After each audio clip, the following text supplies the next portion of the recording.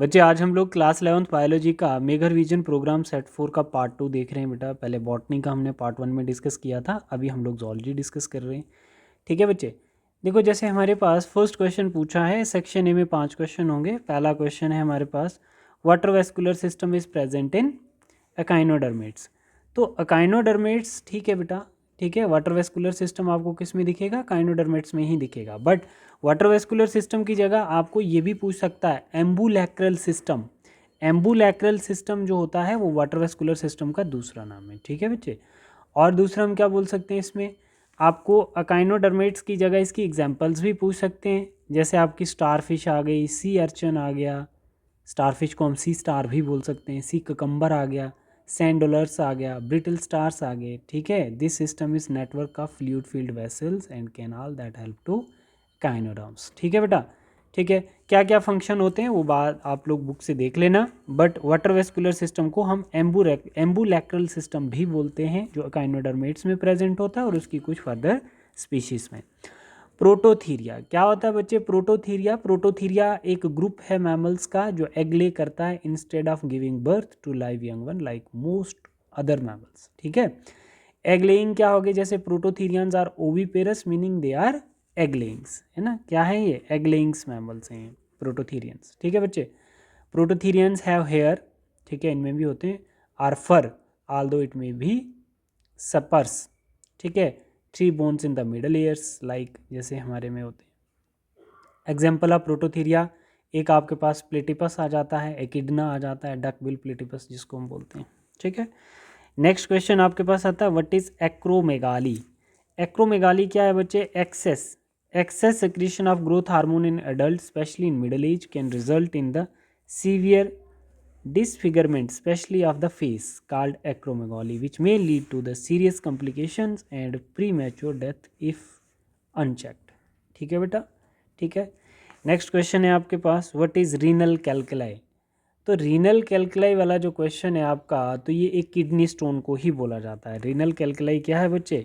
एक kidney stone है, insoluble mass of crystallize salt जिसको हम ऑक्जिलेट भी बोल सकते हैं, formed within the kidney. Kidney stone भी बोलो या रीनल कैल्कुलाई भी बोलो इसको, है ना बच्चे। एक हार्ड मिनरल डिपॉजिट होता है इनसाइड द किडनी। ठीक है, ये कैल्शियम ऑक्जिलेट हो सकता है, ठीक है, यूरिक एसिड से भी हो सकता है, सिस्टाइन से, और भी बहुत सारे रहते हैं, मैग्नीशियम, अमोनियम फॉस्फेट वगैरह। ठीक है, कॉज क्या हो सकता है? कॉन्सेंट्रेशन, यूरिन्स, इनएडिक्वेट फ्लूइड इनटेक, है ना, डाइटरी फैक्टर भी होते हैं। तो ये आपने देखना है बच्चे। ठीक है, व्हाट इज रीनल कैल्कुलाई।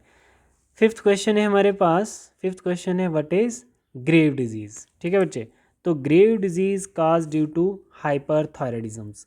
तो ग्रेव डिजीज बच्चे एक ऑटोम्यून डिसऑर्डर है। ठीक है, ठीक है, ओवर एक्टिव थायराइड जिसको हम हाइपर थायराइडिज्म्स कहते हैं। ठीक है बच्चे, the exact cause is not fully understood but it is believed that to involve genetic factor हैं, कुछ फैमिली हिस्ट्री होती है। ठीक है, तो इसमें ऑटोम्यून रिस्पॉन्स होता है बच्चे, है ना, ऑटोम्यून डिसऑर्डर होता है ग्रेव डिजीज़ में। ठीक है बेटा, ठीक है। नेक्स्ट हम लोग देखते हैं इसमें सेक्शन बी में आते हैं। तो सेक्शन बी में very short answer type question है, right short note on biosphere reserve. इसमें 5 क्वेश्चन होंगे तो हमने एक एक करके देखना है बच्चे। Biosphere reserve is an ecosystem with plants and animals of unusual scientific and natural interest. It is title given by UNESCO to help protect the sites. The plan is to promote the management, research and educations in ecosystem conservation. This include the sustainable use of natural resource। बच्चे इस topic में मुझे 1 marks का एक question लगता है जिसमें UNESCO की फुल फॉर्म आपको पूछ सकते हैं। तो आपको ध्यान रखना बच्चे, United Nation Educational Scientific and Cultural Organization, ये फुल फॉर्म होती है इसकी, ये आपने याद करनी है। ठीक है, अब रही बात बच्चे आपका कि बायोस्फीयर होता क्या। मैं सिंपल वर्ड में आपको बता देता हूँ कि बायोस्फीयर जो है बेटा वो एक प्रोटेक्टेड एरिया होता है। Biosphere reserve is a protected area that aims to conserve biodiversity, promote sustainable development and support research and education. ऐसे भी लिखेंगे इस पूरे पैराग्राफ की जगह तो वो राइट आंसर हो जाएगा आपका। ऑब्जेक्टिव क्या होता है? Conservation of biodiversity, ecosystem, sustainable development, research and education. ठीक है, ठीक है बच्चे, ठीक है। नेक्स्ट क्वेश्चन है व्हाट इज रिडक्शनल डिवीजन। क्या होता है बेटा reductional division? Reductional division is the first cell divisions in meiosis, ठीक है बेटा, the process by which the germ cells are formed. In reduction division, the chromosome number is reduced from diploid 46 chromosomes to haploid 23. It is also known as first mitotic division and first meiosis. मानो ये 46 chromosomes हैं, इसका हमने meiosis किया, 23 का set इधर आ गया, ये डिप्लॉइड था, अब ये कैसा हो गया, हैप्लॉइड हो गया, ठीक है. तो इसमें क्या हुई, मियोसिस हुई, ठीक है बेटा. नेक्स्ट आपके पास क्या आता है, write down the external characteristics of frog. External characteristics of frog में हम क्या देखेंगे, the frog is a chordate, ठीक है, showing the characteristics of phylum Chordata. The body of the frog divided into head, trunk, neck and tail are absent in frog. The skin of the frog has mucus which make the skin moist, smooth and slippery. पढ़ लेना इसको बच्चे, बहुत basic सी बात है ना, frogs के external character. Draw well label diagram of human brain. देखो बच्चे, डायग्राम एज इट इज़ आप लोग बनाओगे, ठीक है. तो इसमें आपको बताया गया बच्चे फ्रंटल लोब कौन से होते हैं, ऑसिपिटल लोब्स कौन से होते हैं बच्चे, है ना, पेरिटियल लोब्स कौन से हैं, ठीक है. और इसमें आपने ये भी ध्यान रखना है कि पेरिटोसिपिटल सल्कस किसको बोला जाता है, ये जो जाए देखते हो ना आप लोग, इसी को बोला जाता है ये पेरिटोसिपिटल सल्कस, ठीक है. इंटर हेल्मिक एडिशन कौन सा है, थैलमस वाला part, hypothalamus, pituitary gland, pons varolii, ये सब आपने डायग्राम्स अच्छे से ड्रा करनी है बच्चे. ये स्पाइनल कार्ड आ गई, ये मेडुला ऑब्लोंगेटा आ गया, ठीक है. Right short note on micturition. आपका नेक्स्ट क्वेश्चन क्या आ गया बच्चे, right short note on micturition. क्या आंसर है बेटा इसका, right short note on micturition में बता रहा है कि micturition is a process by which the urine from the urinary bladder is excreted. As the urine accumulates, the muscular wall of the bladder expands. The wall stimulates the sensory nerve in the bladder, testing up to reflex action. This reflex stimulates the urge to pass out urine. Discharge urine. The urethral sphincter relaxes and smooth muscles of the bladder contract. This forces urine out of the bladder. An adult human excrete out 1.5 litre to urine per day. देखो micturition में हम लोग ये चीज़ बोल सकते हैं, micturition में हम लोग ये चीज़ ध्यान रखेंगे कि जो यूरिन का पास होना होता है, कुछ मसल्स का सबसे इम्पोर्टेंट रोल रहता है उसमें, है ना. एक नेचुरल प्रोसेस है. कुछ पॉइंट ना हम इसमें ऐड करना चाहेंगे बच्चे. जैसे मिक्चुरेशन की डेफिनेशन क्या है कि एक प्रोसेस होता है यूरिनेशंस का, where the bladder muscle contract to release urine from the body, ठीक है, ये तो डेफिनेशन आ गई. बट कुछ स्टेप्स हैं. मिक्चुरेशन तभी होगा बच्चे जब ब्लैडर फिलिंग होगी. पहला स्टेप आ गया बच्चे ब्लैडर फिलिंग. दूसरा स्टेप हमारे पास आता है ब्लैडर फुल होगा जब, तो स्ट्रेच रिसेप्टर एक्टिव होंगे, ठीक है, स्ट्रेच रिसेप्टर एक्टिव हो जाएंगे. In the bladder wall detect the increasing volume of urines, ठीक है.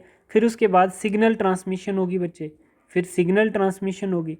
तो जो सिग्नल ट्रांसमिशन है बच्चे, तो वो सिग्नल कहाँ जाएगा, transmitted to the spinal cord and brain, triggering to the urge to urinate, ठीक है. तो ब्रेन हमें अलाउ करेगा कि यूरिनेट करना है.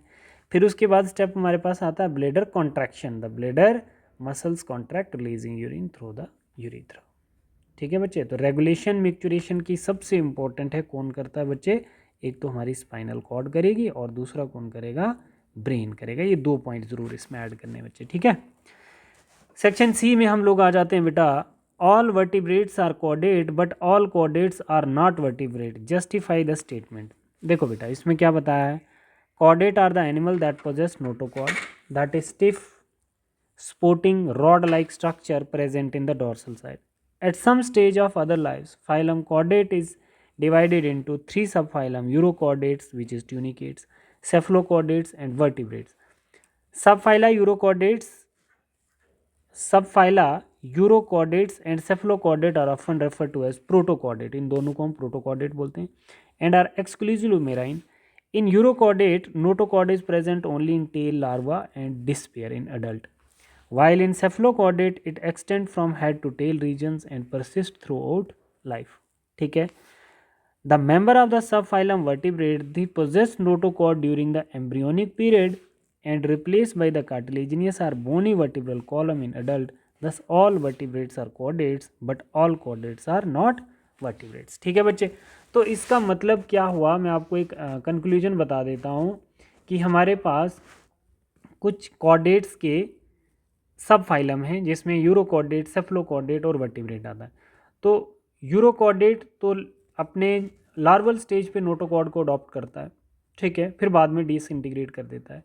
बट जो आपका सेफलोकॉर्डेट है वो नोटोकॉर्ड को अपने थ्रू आउट लाइफ रखता है, बट जो वर्टिब्रेट है वो एम्ब्रियोनिक स्टेज पे ही नोटोकॉर्ड को डेवलप कर लेता है और फिर बाद में वर्टिब्रल कॉलम में रिप्लेस कर देता है। तो मतलब इसका मतलब क्या हुआ बच्चे, all vertebrates are chordates but all chordates are not vertebrates. ठीक है बच्चे।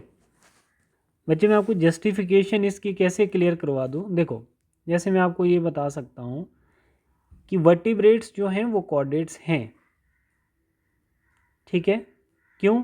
क्योंकि उनके पास नोटोकॉर्ड है, डॉर्सल नर्व कार्ड है, फेरेंजियल गिल स्लिट्स हैं, पोस्ट एनल टेल है, ठीक है। Vertebrates such as fish, amphibian, reptile, birds and mammal possess all these character at least during some stages of their development, ठीक है। Not all chordates are vertebrate, मतलब क्या हुआ, not all chordates are vertebrate, some chordate lack vertebral column backbone. कौन कौन से? सेफलोकॉर्डेट, urochordate. अब clear हो गया बच्चे, ठीक है। These group are chordates but they do not possess the characteristics of vertebral column that define vertebrates. Conclusion समझ में आ गया बच्चे कि all vertebrates are indeed chordate but not all chordates are vertebrates. ठीक है बेटा। अब हम लोग देखते हैं describe the muscle contraction in brief, जिसको हम क्या बोलते हैं बेटा, स्लाइडिंग फिलामेंट थ्योरी। ठीक है। तो यहाँ पे हमने बहुत अच्छे से देखा है कि स्लाइडिंग फिलामेंट थ्योरी के कुछ पॉइंट्स देखोगे बेटा आप लोग। जैसे हमारे पास nerve impulse cause the release of acetylcholine from synaptic vesicles into the synaptic cleft. ठीक है, एक मैसेज पास हो रहा है ना बच्चे हमारे कौन से synaptic knob which is a part of, जिसको हम प्री सिनेप्टिक नॉब कहते हैं, pre synaptic knob which is a part of one neurons. Acetylcholine आ जाएगा सिनेप्टिक क्लिफ्ट में यहाँ पर, ठीक है। Present in the synaptic cleft bind to the receptor site of the motor end that cause the depolarisation which create an action potential. ठीक है, तो डेंड्राइट जब मैसेज कैरी करेगा तो पोटेंशियल कौन सा जनरेट होगा, डिपोलराइजेशन। ठीक है, action potential reach the sarcoplasm reticulum and muscle fibre and causes the release of calcium ion into sarcoplasms. ठीक है, calcium ion bind to the troponin and change shape, which turn change the shape of the tropomyosin and expose the active site on the F actins। ठीक है, हमारे पास कौन से filament हैं, एक तो हमारे पास F एक्टिन है, यहाँ पे देख लीजिए बच्चे, एक हमारे पास F एक्टिन है, ट्रोपोनिन है और ट्रोपोमाइसिन्स है। ठीक है, ये हमारे पास आ जाता है एक मसल्स और ये एक हमारे पास मसल आता है। ठीक है, ये इसके साथ बाइंड हो जाता है, थिक मायोफिलामेंट मायोसिन्स। ठीक है, पहला स्टेप कहाँ से शुरू किया है, यहाँ पे देखो, यहाँ पे कैसे हमने स्टेप शुरू किया बेटा, जैसे हमारा फर्स्ट स्टेप कहाँ से स्टार्ट होता है बेटा,